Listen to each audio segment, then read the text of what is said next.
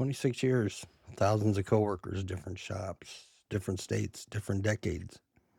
Same five people everywhere. It doesn't matter if it's a locomotive facility in Oklahoma, a pipeline crew in North Dakota, or a warehouse in New Jersey. The cast is identical. You're going to recognize your coworkers and most likely yourself. The ghost. Clocks in, then disappears. Truck's in the lot.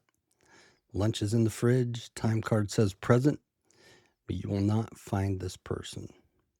Knows every hiding spot without a camera. Mapped the building like a Navy SEAL extracting himself from accountability. Always carrying a clipboard. Nobody knows what's on it. It's a prop, a theatrical device. Never gets fired because to fire someone, you have to find them first. Been here 14 years, and his supervisor still checks the roster for his last name. The turn. Half the time, the ghost used to be the hardest worker on the crew. Something broke them. The competence tax got too high. Nobody noticed.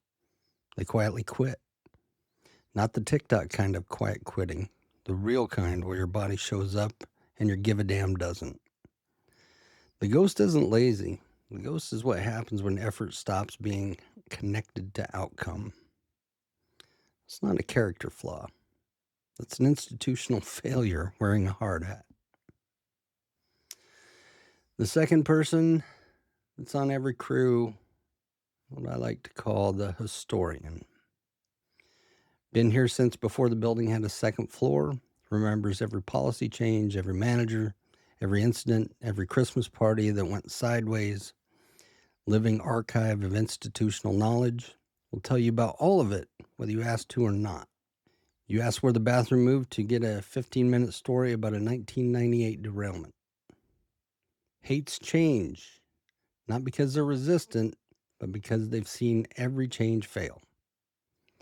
Watch 17 new managers come in with a fresh vision and leaves in 18 months. They push back on your new idea because they've already attended its funeral. Twice, only it was called something different at the time. The turn. Institutional memory matters. These people aren't roadblocks, they're maps. They know where the landmines are because they've stepped on half of them. A smart leader buys the historian coffee and shuts up for 30 minutes. The information is free. The patience to listen is what costs you. Number 3, the manual. We all know somebody like this. The new person who's memorized every regulation and has zero idea how anything actually works. Quotes OSHA like scripture. According to 29 CFR 1910.147, brother, I need the wrench. It's not a bad person. It's a terrified person.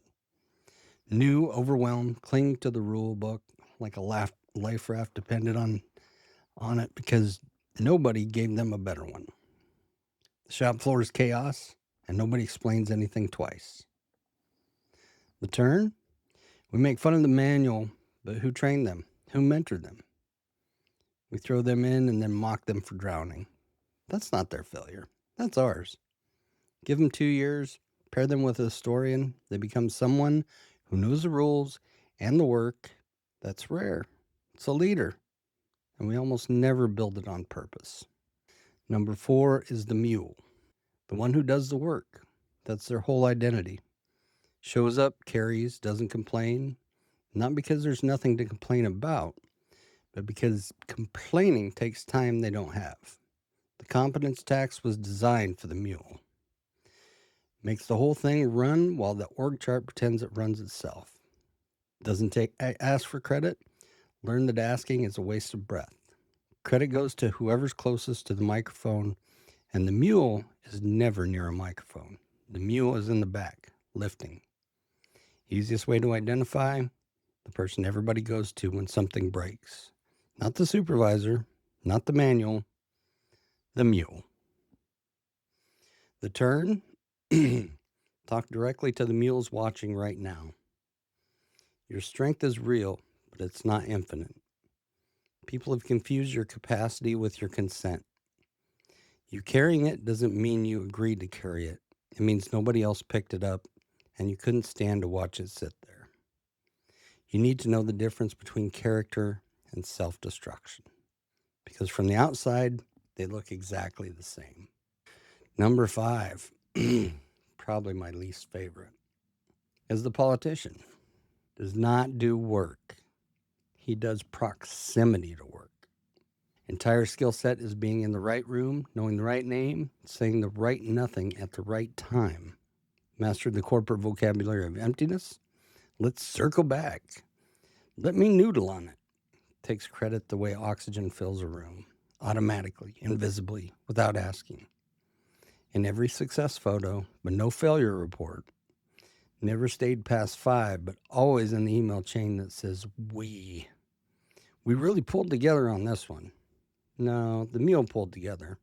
You pulled up a chair. The turn? The politician usually gets promoted. Not sometimes, usually. The skills that get you promoted are not the skills that make the work happen. The politician isn't cheating. They're playing the game exactly as designed. The game is rigged for visibility over value. The meal produces, the politician presents, the org chart rewards the presentation. I want y'all to remember that. Doesn't make sense, but it's the way it is. The mirror. 5 people, every shift, every shop in the country. You're not just going to recognize your coworkers, you're going to recognize yourself. Walk through each. Maybe you're the mule and you've known it for years and you're tired. Maybe you're the ghost. Started as a mule, tax got too high, quietly stopped paying it. Maybe you're the historian, holding 20 years of knowledge nobody asks for anymore. Maybe you're the manual, fresh, scared, reading the book because nobody's reading you into the crew. Maybe you're the politician and you know it, and you don't know how to stop. The key point here is these aren't identities. They're responses to pressure. If they're responses, you can choose a different one. The mule can learn to set it down. The ghost can come back. The historian can teach instead of just remembering. The manual can put the book down and get their hands dirty. The politician can decide that being respected matters more than being promoted. Oh, the parking lot moment. We're going to talk about that next week. It's the one where I sat in my truck and I just couldn't get myself to go into work. You know what? That's hard philosophy. We're going to talk about it more next week. Have a great day.